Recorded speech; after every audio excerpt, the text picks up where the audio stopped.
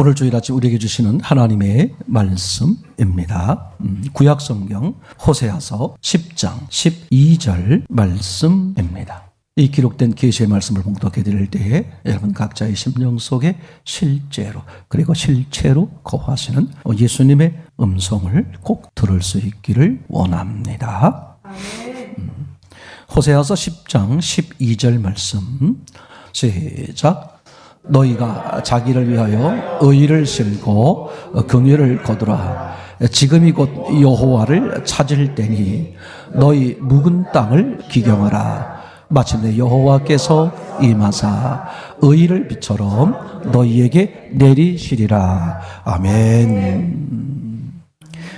우리 지난 시간에 이어서 계속해서 말씀을 드리려고 합니다. 마태복음 13장 44절이었죠. 우리가 함께 봤던 말씀의 문장입니다. 보시겠습니다. 마태복음 13장 44절 말씀 시작. 천국은 마치 밭에 감추인 보화와 같으니 사람이 이를 발견한 후 숨겨두고 기뻐하여 돌아가서 자기의 소유를 다 팔아 그 밭을 샀느니라. 아멘. 첫 번째로 생각해 보려는 것은 천국은 밭에 감추인 보화다. 우리 지난 시간 그리고 수요일 시간 계속해서 말씀을 나누었습니다.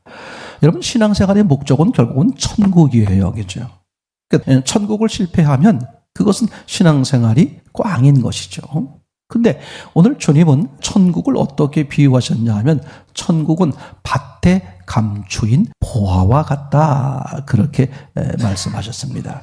궁극적으로 천국이라는 것은 단 한마디로 말씀을 드리면 하나님 자신이 천국이죠.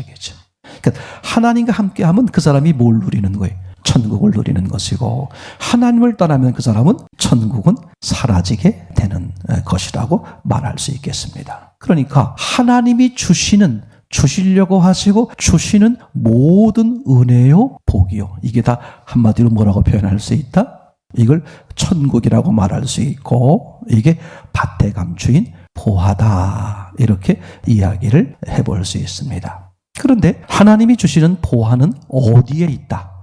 밭에 있다. 두 번째는 밭에 감추어 있다. 그죠? 그럼 밭이 어디냐? 밭은 어디예요?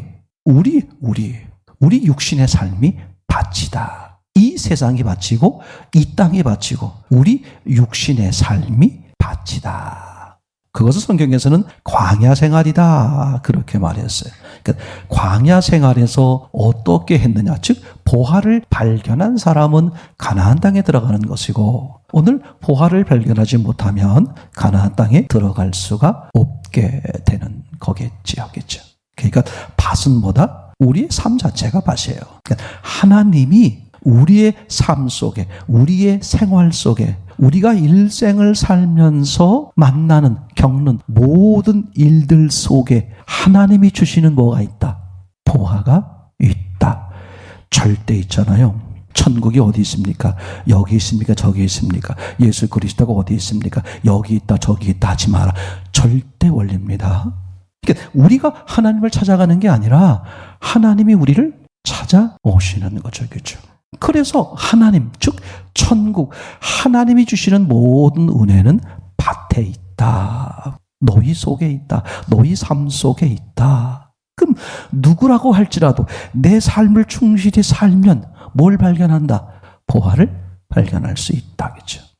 그런데 이 보화가 이 세상에 우리 육신의 삶 속에 있는데 어떻게 있다? 숨겨져 있다. 그죠?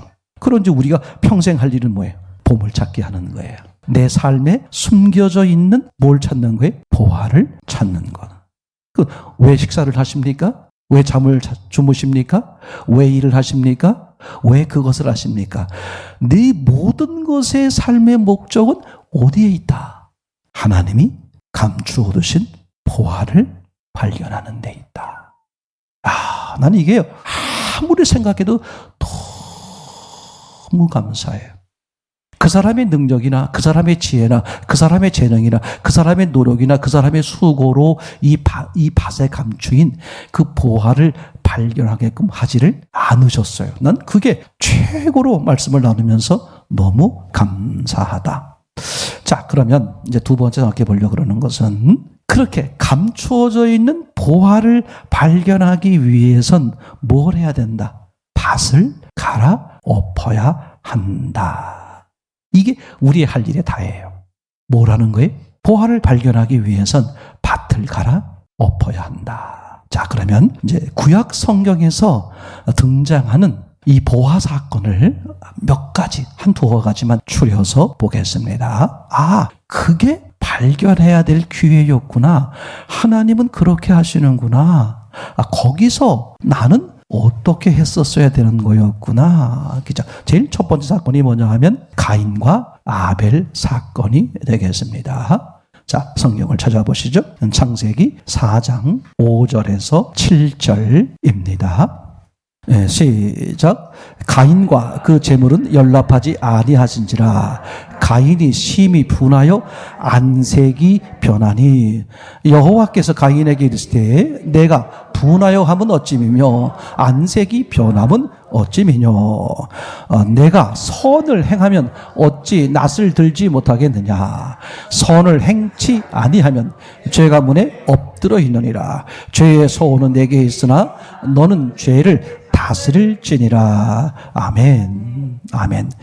이 사건에서 우리가 몇 가지 생각해 보려고 그러는 것은 이런 거예요. 하나님이 감추어 두신 보화와 그 보화를 내가 발견할 수 있는 기회, 이런 것들이 이 사건 속에 아주 많이 들어 있습니다. 자, 첫 번째, 우선 보화를 발견할 수 있었던 첫 번째 기회가 어떻게 오는지, 내 삶에서 내가 겪는 사건에서 어떻게 오는지를 보면 좋겠습니다. 우선 5절입니다. 5절 시작. 가인과 그 제물은 연락하지 아니하신지라 가인이 심히 분하여 안색이 변하니. 가인이 심히 분하여 안색이 변하니. 이게 사람 입장에서는 화가 나고 짜증이 나는 일이지만 하나님 입장에서는 뭘까? 밭에 감추어놓은 보화를 발견할 수 있는 기회. 자, 보세요. 여기서 가만히 보세요. 하나님이 우리의 삶에 감춰둔 보화를 발견하게 하기 위해선 반드시 우리를 드러나게 하신다. 우리의 속내, 우리의 육신의 삶을 드러나게 하세요. 그게 뭐냐 하면 가인이 심히 분하여 안색이 변하니. 가인의 마음이 드러난 거야. 왜 내 건 안 받으셔? 화가 난 거야 지금. 화가 났으니까 어떻게 나는 견딜 수 없는 상황이 되겠죠. 근데 그게 하나님의 관점으로 보면 뭐다? 하나님이 감추어 두신 보화를 내가 발견할 수 있는, 얻을 수 있는 기회가 온 것이다. 사실요, 이것만 봐도 있잖아요. 우리 일생에서 우리의 민낯이, 우리의 속내가 드러날 수 있는 일들이 우리가 얼마나 많아요. 그게 하나님의 관점에서 보면 뭘 주시려고 하는 거야? 감추어둔 보화를 가질 수 있는, 얻을 수 있는 기회를 주시는 것이다. 그러면 보화를 얻으려면, 보화를 발견하려면 반드시 내 삶에서 무슨 일이 벌어진다? 내 속내가 드러나는 그 시점이 중요해. 근데 이게 맞아. 저거였어. 내 속내가 드러날 때가 찬스야. 알아. 근데 그 상황이 되면 어떻게 돼? 그죠? 아니, 부부들 자기들끼리 싸우고, 그죠? 자기들끼리 싸워서, 자기들끼리 싸우는데 내가 끝에 가서 무슨 말을 해? 아니, 나 교회 안 갈 거야. 예배 안 드릴. 아니, 자기들끼리 싸우고 왜 예수님께 불덩이 튀어? 그거 신기해요. 그죠? 싸우고 나면 기도가 잘 돼, 안 돼? 안 돼. 성경이 읽어져, 안 읽어져? 몇 번을 읽어도 뭔 말인지 들어오질 않아. 상상할 수 없을 정도로, 그죠? 그러니까 저는 그래서 이제 이런 생각이 드는 거예요. 이런 말 해도 되나? 지옥이 얼마나 무서울까 하는 생각이 드는 게, 지금 이런 모습의 사건들이 제 삶에서도 상상 못하게 많았어요. 하루에도 몇 번씩 이런 나를 드러나지는 내 감정, 내 느낌, 내 어떤 정욕, 내 어떤 욕심, 탐욕, 이런 것들이 드러날 수 있는 기회들이 너무나 많어. 그 숱한 기회 속에서 단 한 번만이라도 하나님 쪽을 봤다면, 그럼 보화의 맛을 경험할 거 아니에요? 그럼 그 사람은 어떡하겠어요? 아, 이게 이런 거구나. 그러니 하나님 입장에서는 네 인생 동안에 상상할 수 없이 수많은 그런 기회를 줬음에도 불구하고 다 차버리고, 개밥 차버리듯이, 다 배 밥그릇 차버리듯이 다 차버리고 나중에 하나님 앞에 가면 그 심판이 얼마나 무서울까. 우리를 하나님이 최고로 만들어 놨는데 우리가 하나님을 떠나버린 거예요. 우리가 하나님을 떠나서 죽은 자여 죄인이 됐는데 하나님이 그걸 다 모욕을 감수하시고 대신 죽어주시는 거야. 그런 사랑, 그런 은혜, 그런 기회를 주었음에도 불구하고 그 상상할 수 없는, 숫자로 셀 수 없는 수많은 기회가 있었음에도 불구하고 그게 누구 말 들어보니까 그죠? 주님 앞에 가면 주마등처럼 내게 있었던 그 수많은 하나님이 주셨던 기회들을 드르륵 보여준다는 거예요. 그 기회를 보여주려면 내가 100년 살았으면 아싸, 내가 심판대에 가더라도 100년은 더 살겠구나. 왜? 그걸 다 보여주려니까. 근데 영의 세계는 시간이 안 걸리니까 아마 모르긴 몰라도 1초, 10초면 1초면 다 내 삶을 보여주실 거예요. 그래서 유구무원이란 말이 나온다는 거예요. 그걸 보고 나면 간수가 날 끌고 가는 게 아니라 내가 앞장서서 난 죽어 마땅합니다. 내가 하나님이 상상할 수 없는 이 수도 없는 기회를 주었는데 내가 다 개밥그릇 차버리듯이 다 차버리고 내 욕심대로, 내 정욕대로, 내 자존심대로, 내 고집대로 한 그걸 알고 나면 자진해서 앞장서서 지옥으로 간다는 거다는 그런 얘기가 있잖아요. 그러니까 오늘 가인에게 사실 가인은 울그락불그락 왜 내 건 왜 안 봐도? 하고 울그락불그락 감정이 났을 때가 뭐다? 이게 하나님이 주시는 기회야. 내가 이런 놈이구나. 자, 두 번째, 이 가인에게 두 번째 기회를 보겠습니다. 9절 시작. 여호와께서 가인에게 이르시되 내 아우 아벨이 어디 있느냐? 그가 가로되 내가 알지 못하나이다. 내가 그 아우를 지키는 자니까. 울그락불그락 첫 번째 화가 나서 견딜 수 없어서 어떻게 했어요? 하나님 쪽을 선택한 게 아니라 자기 감정에 충실했죠. 결국 어떻게 됐습니까? 첫 번째 살인자가 되죠. 누굴 죽이는 거야? 동생 아벨을 죽인 거야. 그럼 하나님이 모르시겠어요? 당연히 아시죠. 그러니까 하나님이 다시 기회를 주는 거야. 네 동생 아벨이 어디 있느냐? 그때라도 어떻게? 제가 동생을 죽였습니다. 그랬더라면 가인의 인생은 달라졌을 거야. 아니 내가 무슨 지키는 자입니까? 나 몰라요. 이게 우리 삶 가운데 얼마나 많은지 몰라. 정직해야 돼요. 하나님은 내가 약함, 초함, 더러움을 아세요. 왜? 하나님이 나를 만드셨기 때문에. 나 원래 약해. 나 원래 추해, 너의 더러워. 나 원래 정욕덩어리야. 알아. 그걸 하나님 앞에 인정하는 게 신앙의 시작이야. 그걸 감춘단 말이에요. 그죠? 지금 이 첫 번째 사건을 보세요. 가인. 그죠? 예배를 드릴까 말까? 헌금을 할까 말까? 난 이런 거 고민하고 이런 갈등하시는 분들 보면 그분들은 신앙하고 아무 상관이 없는 분들이에요. 그냥 교회에 와서 교회 자리 채워주고 너무 불쌍한 거야. 너무 바보 같은 거야. 지금 가인에게 두 번째 기회가 왔단 말이에요. 이것을 인간적이요? 다른 육적으로 보면 하나님 너 집요하네. 나한테 뭘 그런 걸 잘 물어. 근데 하나님의 관점으로 보면 이미 하나님 다 아시는 거야. 네가 왜 화를 내느냐? 네가 왜 얼굴이 불그락불그락하느냐? 그리고 동생 아벨 죽인 걸 다 아세요. 근데도 그 거룩하신 하나님이 찾아오셔. 날 찾아온다니까. 더럽고 추한 나를 찾아온다니까. 왜? 여전히 사랑하시니까 기회를 주는 거야. 네 동생 아벨이 어디 있니? 그때라도 굴복했으면. 세 번째 기회를 보겠습니다. 14절, 15절입니다. 시작. 주께서 오늘 이 지면에서 나를 쫓아내시온즉 내가 주의 낯을 배웁지 못하리니 내가 땅에서 피하여 유리하는 자가 될지라 무릇 나를 만나는 자가 나를 죽이겠나이다. 여호와께서 그에게 이르시되 그렇지 않다. 가인을 죽이는 자는 벌을 7배나 받으리라 하시고 가인에게 표를 주사 만나는 누구에게든 죽임을 면케하시리라. 그죠? 오늘 가인이 쫓겨나게 됐는데 두려운 거야. 잘 아셔야 돼요. 두려운데 뭐가 두려웠을까? 사람이 나를 죽일까 봐. 뭐가 두려워? 사람이 두려운 거야. 누가 두려워야 되는데? 하나님이 두려워야 되는데. 여러분 삶 가운데 어떤 사건이든 어떤 일이든 엮였습니까? 힘들고 어렵습니까? 곤고합니까? 그것이 오히려 네게 기쁨이 되고 즐거움이 됩니까? 어떤 일이더라도 어디와 연결시켜야 돼?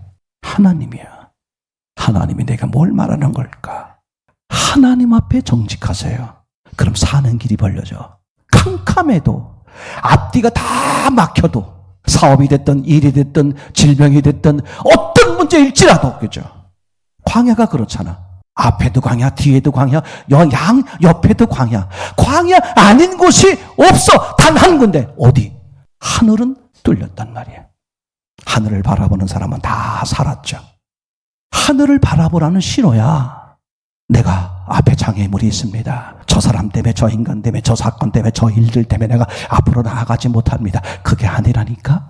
하늘을 바라보라는 거야. 그죠? 하늘을 하나님을 바라봐라.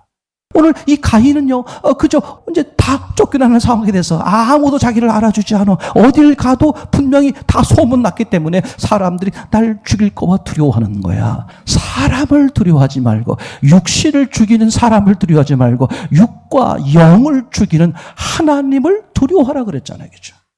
이 가인에게 세 번째 기회가 온 거지. 내가 죽게 생겼습니다. 하나님, 제가 이제 조금 살아보니까 여러분 이런 생각이 들어. 정말 하나님 앞에 딱 3번만 부르면 사는 길이 있다고 믿어. 저는 하나님, 하나님, 하나님. 사는 길이 열려. 나를 찾고자 하는 자는 나를 만나리라. 하나님은 언제나 스탠바이 하고 계셔. 내 옆에서, 내 앞에서, 그 장애물 앞에서, 그 원수 같은 놈 앞에서, 그 아주 지긋지긋한 일들 앞에서, 그 사건 앞에 하나님이 계시는 거예요. 내게 보화를 주려고, 나를 만나려고 말이죠. 그죠? 그러니까 오늘 가인에게 이런 사건을 통해서 3번의 기회를 준다는 것은 일생 동안 여러분들에게 어떻게 한다? 수도 없는 기회를 주신다. 그 얘기가 되겠죠. 거기서 몇 번을 잡아? 한 번만 잡아요. 한 번만 잡으면 2번 잡는 건 너무 쉬워. 그죠? 신약 사건 가운데서 한번 이 보화 사건을 한번 얘기해 볼게요.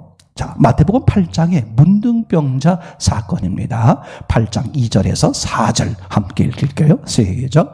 한 문둥병자가 나와 절하고 가로되 주여 원하시면 저를 깨끗게 하실 수 있나이다 하거늘 예수께서 손을 내밀어 저에게 대시며 가라사대 내가 원하노니 깨끗함을 받으라 하신데 즉시 그의 문둥병이 깨끗하여진지라.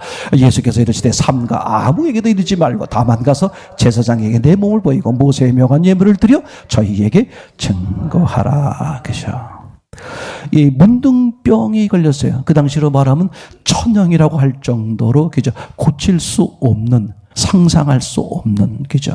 종교적으로도 보면 최악의 그런 떨어져 있는 그런 질병이라고 말할 수 있겠죠. 그죠? 근데 예수님께 나왔어요. 그리고 예수님께 원합니다. 주께서 원하시면 내 병이 낫습니다. 상당히 큰 믿음이라고 말할 수 있겠죠. 아무도 고치지 못하는 그 병을 어떻게 했다? 주께서 원하시면 내 병이 낫습니다. 그런 마음으로 예수님 앞에 나와 엎드리는 거죠. 그죠? 그런데 예수님이 결국은 소원대로 병을 고쳐주셨어요. 근데 고쳐주신 다음에 이상한 말씀을 하십니다. 아주 이상한 말씀을 하세요. 4절에 보면 예수께서 이르시되 삼가 아무에게도, 그죠? 아무에게도 이르지 말고 다만 가서 제사장에게 내 몸을 보이고 모세의 명한 예물을 드려 이를 증거하라. 아니, 병 고침 받았으면 이제 되는데 왜 그 모세의 명한 제사장에 가라 그랬을까? 그렇죠? 그 당시로 말하면 문둥병이 다 나았어도 소용없어요. 누가 인정해 주지 않으면 제사장이. 그러니까 병이 나았으면 어떻게 해야 돼? 제사장에 가서 병이 낫다. 그죠? 그걸 확인받아야 이제 동네에서 생활할 수 있는 거거든요. 그것 때문에 예수님이 그러신 걸까? 그 얘기는 아니다. 왜 아니냐 하면 그 앞에 아무에게도 말하지 말라라고 말하는 의미는 무슨 뜻이냐면 지금 이 예수님을 향한 이 문둥병자는 잘못했다는 거예요. 다시 말할게요. 문둥병자는 문둥병자라는 지금 뭘 받은 거예요? 뭘 이제 가지고 있는 거야? 장애물이요? 험난한 상상 못할 지금 아픔을 가지고 있는 거잖아요. 그런데 사실은 이 문둥병이, 이 아픔의 문둥병이 사실은 뭐다? 포화다. 예수 그리스도를 만날 수 있는 포화다. 그래서 예수님께 나온 거예요. 그럼 잘했잖아요. 근데 예수님께 나와서 뭐 얘기했습니까? 뭘 원했어요? 내 육체를. 이게 안타까운 거예요. 예수 그리스도께 나왔으면 뭘 구해야 돼? 내 영혼을. 그죠? 많은 사람들이 교회 다니면서도 예수 그리스도를 찾으면서도 육체, 사업 잘 되게 해주십시오. 문제 풀어지게 해주십시오. 자식 잘 되게 해주십시오. 아픈 병이 낫게 해주십시오. 거기서 끝나버리는 거야. 그건 하나님이 진짜 주시려고 하시는 보화를 못 가진 거죠. 보화를 발견하지 못한 거예요. 이런 일들이 오늘날 너무나 많이 있다.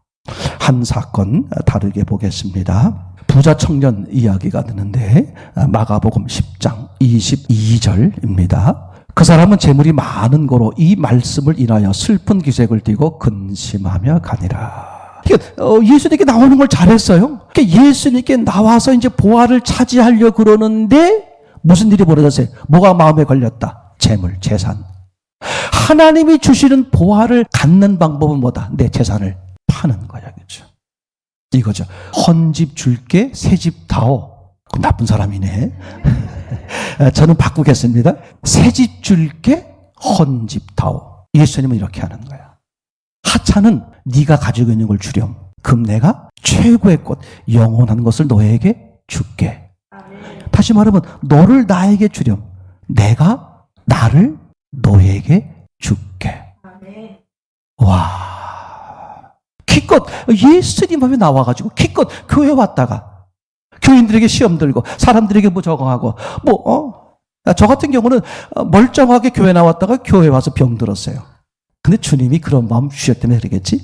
근데 교회 나와서 병 들어서 죽을 병이 걸렸어요. 죽을 병. 근데 한 번도 무슨 일이 뭐 이래? 교회 나왔는데 남들은 병 들어서 교회 나와가지고 병을 고치는데 나는 멀쩡히 건강하게 나왔다가 교회에서 병 들었네? 이래, 교회 안 다닐래. 이런 마음이 단 1%도 없었어요. 난 그게 너무 감사해. 왜냐하면 교회에서 내가 왜 병이 걸렸는지 난 알아요. 여러분에게 한 번도 창피해서 말 못했는데 난 정말 알아. 난 그걸 아니까 말을 못하겠더라고. 그러니까 이 부자 청년은 정말 예수님께 나왔는데 주저. 결국은 돌아가잖아요. 기회를 놓친 거죠. 그죠? 다음 사건 볼까요? 부자와 나사로 이야기.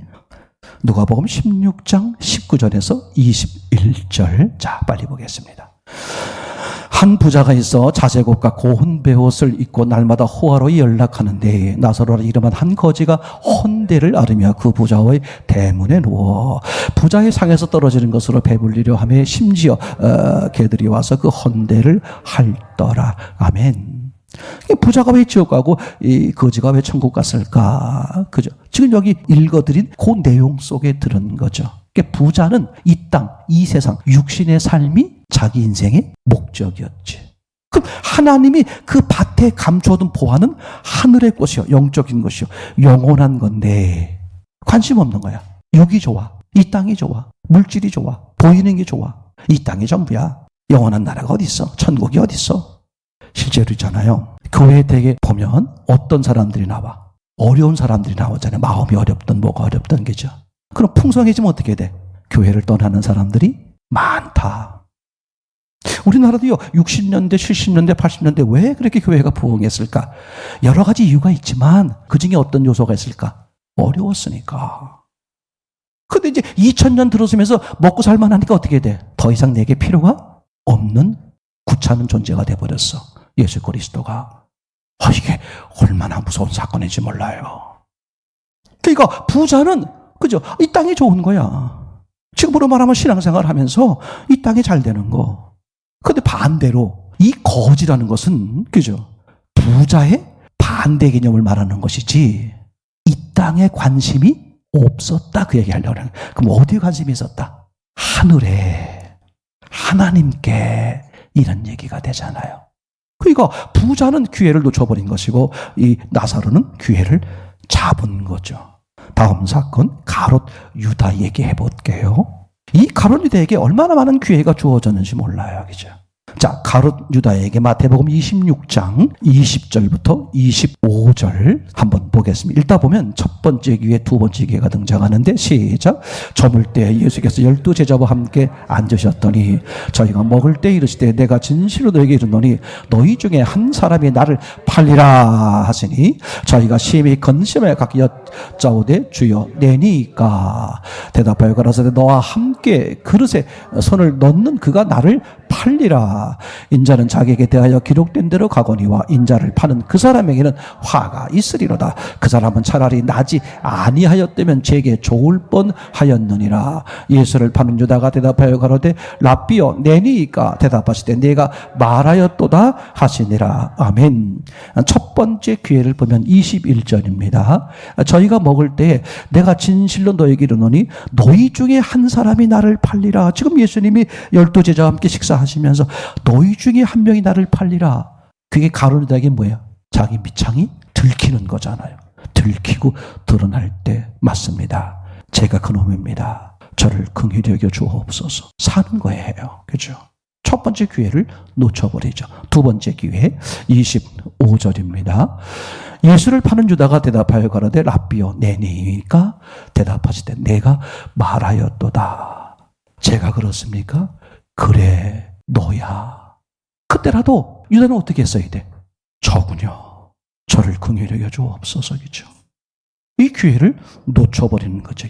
계속해서 가룟 유다의 세 번째 기회를 보겠습니다. 49절, 50절. 곧 예수께 나와 랍비여 안녕하시옵니까 하고 입을 맞추니 예수께서 가라사대 친구여 내가 무엇을 하려고 왔는지 행하라 하신대 이에 저희가 나와 예수께 손을 대어 잡는지라. 앞에 많은 기회를 놓쳐버리고 이제 마지막에 뭐 하는 거예요? 예수를 붙잡으려고 군인들과 짜고선 한밤중이니까 잘 모르지 않느냐. 내가 가서 만지고 뽀뽀하는 그 사람이 바로 그 사람이다. 그렇게 이제 짜고선 가서 하는 거죠. 그럼 그 과정 속에서 얼마나 마음이 자기를 볼 수 있는 기회가 되었어요. 이게 맞습니까?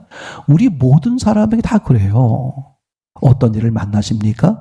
어떤 일들 속에 있나요? 제일 먼저 누가 떠올라야 돼? 하나님입니다. 하나님이에요. 그죠? 하나님이야. 하나님 앞에 내가 어떻게 살아왔는지. 자, 가룟 유다의 마지막 기회를 한번 보겠습니다. 마태복음 27장 3절에서 5절입니다.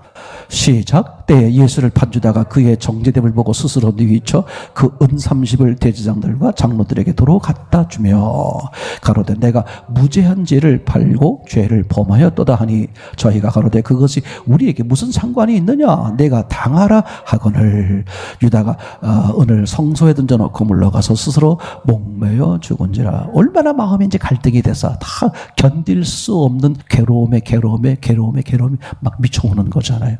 사실은 그게 뭐다? 하나님이 주는 기회야. 그때라도 예수님 맞습니다. 제가 예수님을 팔았습니다. 보세요. 스스로 누이쳐 얼마나 마음에 내가 왜 이 짓을 했지? 내가 왜 이 짓을 했을까? 막 그냥 자기를 한탄하고 후회하고 견딜 수 없는 그런 아픈 돌이키려고 하는 마음을 가졌겠죠. 근데 결정을 어떻게 했어? 스스로. 여기에 문제가 있는 거야.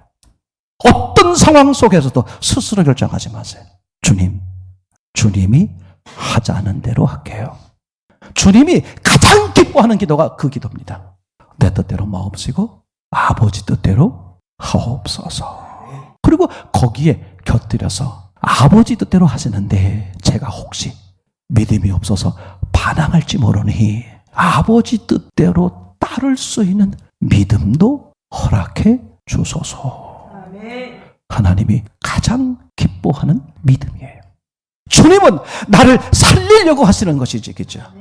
주님은 내게 감추어 있던 보화를 발견하게 그걸 얻고 누리게 하려고 하는 게 하나님의 계획이지. 나를 망가뜨리고 나를 깨트려버리고 아니에요. 설사 깨트리려고 보이는 것조차도 뭐야? 그 속에 숨겨져 있는 상상할 수 없는 은혜를 누리게 하기 위해서 하나님 뭐 하신다? 그렇게 하시는 것이다. 결론입니다. 밭을 갈아 엎어야 합니다. 그죠? 잘 들으세요? 하나님 우리에게 은혜를 주시기 위해서 하나님이 임하시기 위해서 감춰둔 보화를 우리께 되게 하기 위해서 어떻게 하신다? 내 속내를 내 마음밭을 드러나게 하신다. 아멘. 뭐 하신다? 드러나게 하셔. 그때 내가 어떤 고백을 하라? 갈아엎어지기를 원하세요. 너무 놀라워. 내가 갈아엎을 능력이 없을지라도 나는 갈아엎고 싶습니다. 내 욕심을, 내 탐욕을 버리고 싶습니다. 내 고집을, 내 생각을, 내 감정을 버리길 원합니다. 주님의 뜻을 따르길 원합니다. 그렇게 주님 앞에 고백하면 주님이 그런 은혜와 능력을 주시는 거예요. 그래서 나로 하여금 어떻게 돼요? 갈아엎어지는 은혜가 되는 거죠. 자, 오늘 본문 호세아서 10장 12절 말씀입니다. 시작. 너희가 자기를 위하여 의를 짐고 긍휼을 거두라. 지금이 곧 여호와를 찾을 때니 너희 묵은 땅을 기경하라. 마침내 여호와께서 임하사 의를 빛처럼 너희에게 나타내시리라. 저 내용, 앞뒤 내용을 보면 이런 거예요. 이스라엘 백성들이 지금 두 마음을 가지고 있는 거야. 무슨 마음? 두 개의 마음을 가지고 있는 거야. 자, 오늘 그죠? 하나님이 우리에게 보화를 주시기 위해서, 감춰둔 보화가 우리께 되게 하기 위해서 우리를 어떻게 한다? 우리의 민낯을 드러나게 한다. 그 무슨 싸움이 벌어져? 내 마음과 성령의 마음이잖아요. 이게 뭐야? 두 마음이야. 이때가 기회다. 뭘 버려라? 묵은 땅, 내 마음을 갈아엎는 거야. 그걸 버리기를 소원하세요. 하나님이 그때 뭐 하신다? 마침내 여호와께서 임하사 의를 빛처럼 너희에게 내리시리니. 언제? 내 두 마음이 생겼을 때. 그럼 두 마음은 언제 생겨? 내 민낯을 드러나게 했을 때. 내 민낯을 드러나게 했을 때가 뭐다? 곧 여호와를 찾을 때니. 평소엔 모르겠어요? 근데 이 상황이 되면 그때가 뭐야? 우리가 전쟁하는 거야. 놓치지 마세요. 지금이 곤고합니까? 어렵고 힘들고 괴롭습니까? 염려 마세요. 하나님은 당신의 아들을 죽이시기까지 여러분들을 사랑하시는데 뭔들 하나질까? 근데 하나님이 그 보화를 주시는 방법은 간단해. 내 두 마음을 드러나게 하셔서 갈등하게 하는 거거든요. 뭘 버리고? 묵은 땅, 흙으로 된 내 더러운 내 밭을 어떻게? 포기하게 하고 하나님을 받아들이도록, 하나님의 뜻을 따르도록. 시간이 지났지만 제가 한 번만 더 얘기할게요. 제가 중심교회에서 보면, 저 자신부터 해서 20년 동안 보면 다 요 문제야. 요 갈등 속에 있을 때, 내가 드러났을 때 나를 포기하고 주님을 바라보는지, 주님 뜻을 받아들이는지, 여전히 나를 고집하고 여전히 내 감정에 충실하는지 다 간단해요. 제가 그래서 너무 쉽게 말하는 거예요. 자존심이 어딨어? 육신적 자존심 말이에요. 영적 자존심은 당연히 강하면 강할수록 좋은 거죠. 육신적 자존심, 육신적 감정, 육신적 느낌. 그 사람이 날 무시하면, 아, 이게 내게 뭐다? 기회다. 보화를 주시려고 그러시는 거구나. 그런 은혜를 누리는 저와 여러분 되기를 소원합니다.